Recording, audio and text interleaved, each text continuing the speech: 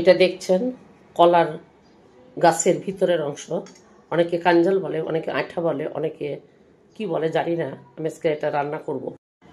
এটা কাটার সময় এই যে আঁশটা, এই আঁশটা আঙ্গুলে এইভাবে জোড়ে নিতে হবে। এর মধ্যে নিয়ে 2 ফাল্টা করে দিলে যে এইরকম অবস্থা দাঁড়াবে। একটু তেল দরকার, বেশি পরিমাণে তেল লাগবে। একটু বেশি পরিমাণে পেঁয়াজ, আদা থেতো, রসুন ভাজতে থাকবো। রসুন এবং পেঁয়াজটা যখন ভাজা হবে তখন আমি এর মধ্যে দিয়ে আপনার এই যে হচ্ছে কাঞ্জালগুলো। এগুলো কালো হবে যেহেতু এতে প্রচুর পরিমাণে আয়রন আছে এবং ম্যাগনেসিয়াম আছে। তো নেড়ে চেড়ে নিব। এইগুলো একটু ভেঙে ভেঙে আমি ভেজে নিব। অর্গানিক রেসিপি খেতে হলে লজ্জা পাবার কিছু নাই।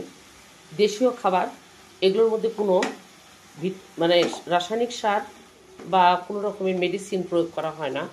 একটু ঢেকে দিয়ে নরম করে নেব। দেখা যাক এটা বেশ খানিকটা নরম হয়ে গেছে। এখানে লবণটা খুব বুঝে দিতে হবে, কারণ এই তরকারি বেশি লবণ নেয় না। একটু অল্পখানি হলুদ দিয়ে দিলাম আমি। কাঁচামরিচ, এখানে শুকনো মরিচ আমি ব্যবহার করি না, কাঁচামরিচ দিয়ে দিচ্ছি। আদা বাটা দিয়ে দিলাম, রসুন বাটা দিয়ে দিলাম, জিরা বাটা দিয়ে দিলাম। এখন আমি নেড়ে চেড়ে এটাকে ঢেকে রাখবো। ঢেকে দিলাম। ঢাকনাটা খুলে দেখি, এখানে একদম নরম হয়ে গেছে। এটা তবে এর জটাগুলা ভেঙে দিতে হবে। আর কাটার সময় খুব ভালো করে কাটতে হবে যেন গায়ে আঁশটা না থাকে। ঝোল দিয়ে দেবো একটু অল্প করে।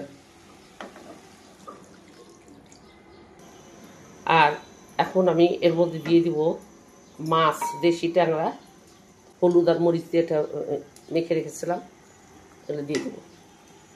আমাদের স্বাস্থ্যের অবস্থা যা হচ্ছে তা হচ্ছে, যারা কম বয়সী তারা বুঝতে পারবেন না এখন, আর যারা একটু বয়স হয়ে গেছে তারা শুরু হয়ে গেছে অলরেডি অনেক কিছুই সমস্যা।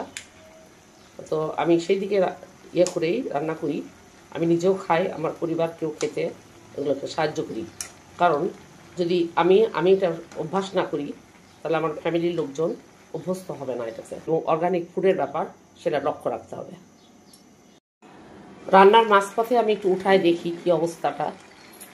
চামচ নিয়েছি, নিয়ে এটাকে রান্না করি। আর এই চামচটা আমার খুব উপকারী জিনিস। এই রান্নাটা আমার সম্পূর্ণভাবে শেষ, মধ্যে কোনো রস নাই। আর একটু রস থাকলেও ভালো লাগবে না। আর এখানে ছোট মাছ সব কিছু আছে।